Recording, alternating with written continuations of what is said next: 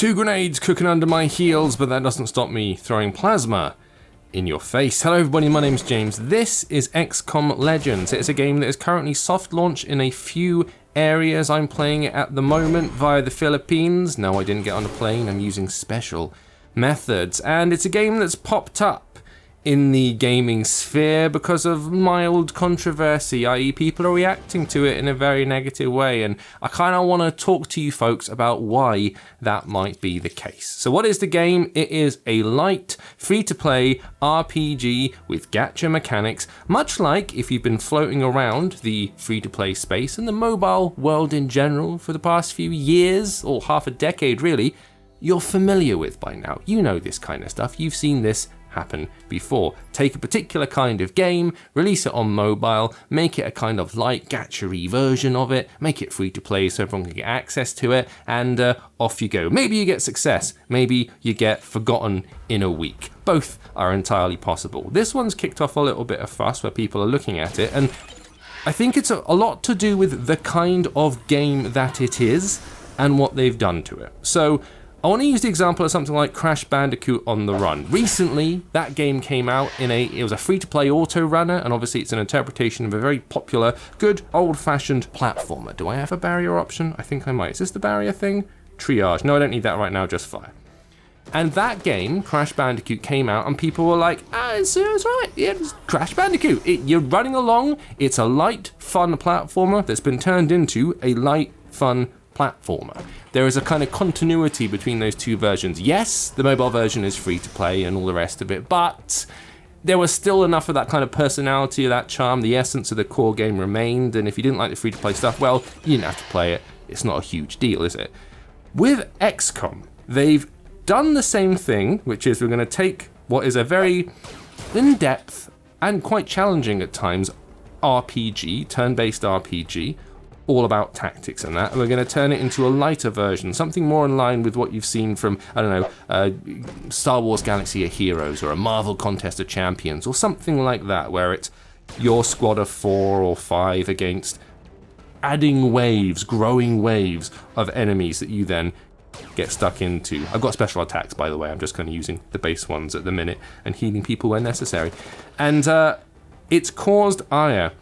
And I think what they've done is they've chosen the wrong game for this kind of thing, and that's why people are getting bent out of shape. The fans of XCOM are fans of XCOM for very specific reasons. Let's use some super attacks here.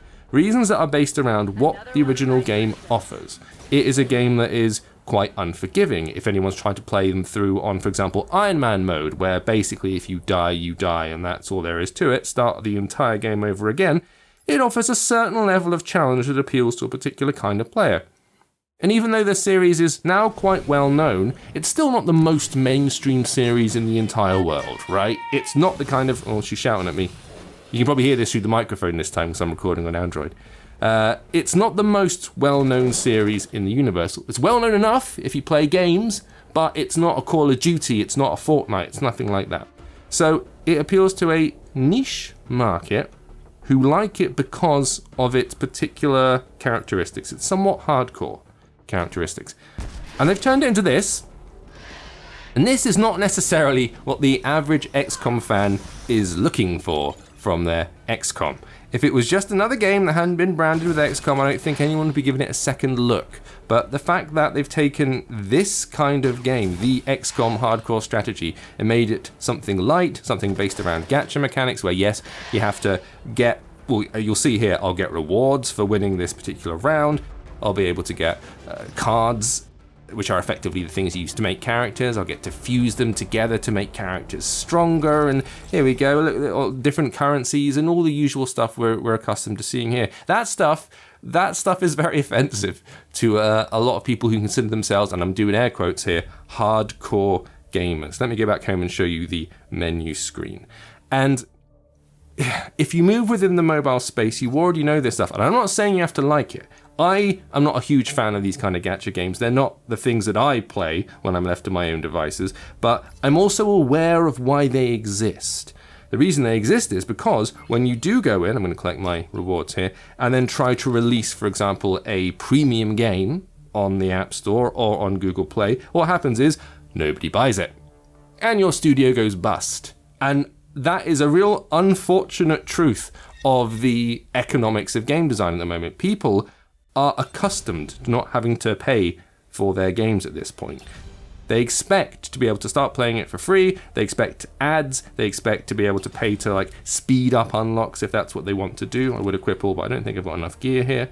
And that's par for the course for them. And then there's a small crop of people at the very top of the pile who pay money into the games, and then there's an even smaller crop who pay an incredible amount of money, and these are your whales, the people who spend hundreds, thousands of pounds because they have the disposable income or they are that way inclined. And that's how the model works. I don't particularly like it. It's not the thing that, in a perfect world, I would see. I want people to make weird niche indie games that people pay 99 pence or £2 or £5 or whatever for, whatever they are actually worth. And that would be great. People don't want to pay, though. And then those same people who don't buy the premium games complain when you get what they call, like, free-to-play garbage. And it's like, you can't have both of those things at the same time. And the audience that they are trying to appeal to with this game, with XCOM Legends, I'm not sure it exists. XCOM fans aren't going to like it because it's not hardcore enough. If you're not an XCOM fan, then you're not going to necessarily care about the way that this game works, or the characters that are involved in it, or the universe, versus something that's a lot more popular, like your Marvel Contest of Champions, or any other huge IP. So they're trying to straddle a line and appeal to an audience that I'm not 100% sure exists. And I think that's where they may have fallen foul. Like, this all works and behaves fine, and like I said before, if you've ever played any of these games before, you know immediately how this works. They've gone for a more cartoony style. These characters are a lot more, like, shouty and vibrant than the ones you got in the original XCOM remake, for example. But beyond that, there's not a huge amount of flexibility in moving your characters around. You can swap characters. You can make one of them, if I press this button here, I can make them switch positions with another character, but that's kind of it. And so a lot of the people who come here looking for, new XCOM game on mobile, brilliant, and they play this, they're gonna be disappointed. They do have the original XCOM games, XCOM Enemy Unknown and XCOM 2, both available on mobile as ports that you can get, both of which are incidentally really good. We've got reviews of both of them on the site, go and check them out. They're really nice versions. This game and these kind of mechanics work very well on touchscreen, almost better in some instances. But this particular model of gameplay, this free-to-play gacha stuff, this light, easy to pick up and put down, but also easy to power through with cash, if you want to play it that way, that kind of model, I don't think gels with this particular franchise in the way that they would hoped. Now, this is a soft-launched game. This is not finished, so things may change. The payment model may change by the time it comes out. Who knows? What we do know, however, is that it's caused a little bit of a snafu, and I understand why people would be upset by the game or disappointed by it, but I think people watching this video, people in the space, have seen this so many times before that it's almost like this is an old argument that has been had already within our circle for years and years and years. This is nothing new. You don't have to like it, and I don't particularly like it, but I do understand the economics of it, and I'm not really surprised by it anymore. Maybe that's tragic, I don't know, but I think the mistake they made here is wrong franchise for this kind of game, folks. We'll see how it pans out when it goes properly live, and we may share more thoughts on it in the future, but for now, thank you all for watching. Let us know what you think in the comments below, and I'll see you next time.